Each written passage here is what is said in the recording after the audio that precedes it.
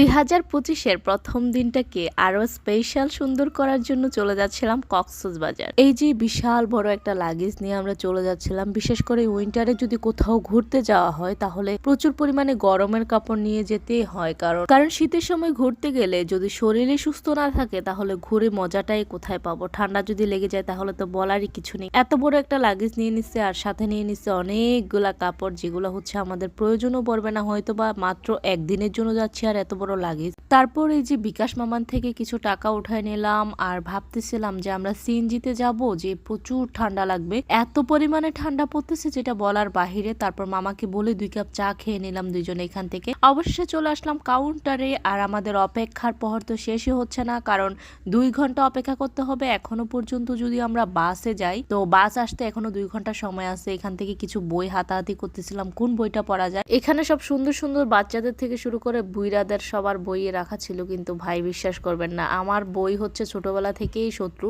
একদম ছোট থেকে বড় হয়েছি, বই দেখলেই আমার গায়ে জ্বর এসে যায়, ঘুম এসে যায়, সবকিছু আইসা যায়। আমি খুঁজতেছিলাম কোনো ভূতরে বই যদি পাওয়া যায় তাহলে পড়া যায়। এই বইটার নাম ছিল অদৃশ্য আবিষ্কার। এই বইটা পড়তে পড়তে সময় হয়ে গেল আমাদের বাস আসার। এই তো বাস চলে আসছে, আসতে না আসতে এক খালাম্মার সাথে খাইলাম ধাক্কা। খালাম্মারে বললাম, খালাম্মা আই এম সরি। তারপরে এই যে আমাদের লাগেজের মধ্যে একটা টোকেন বেঁধে দিল আর আমরা টোকেনটা বেঁধেই চলে আসলাম ভিতরে আসার পর বাসের মধ্যে ভাই এত ঠান্ডা লাগতেছিল, বুঝতেই পারতেছিলাম না কি করব। তার উপরে জানলা খুলে ভিউ নেওয়ার ব্যাপারটা অসম্ভব ভালো লাগতেছিল।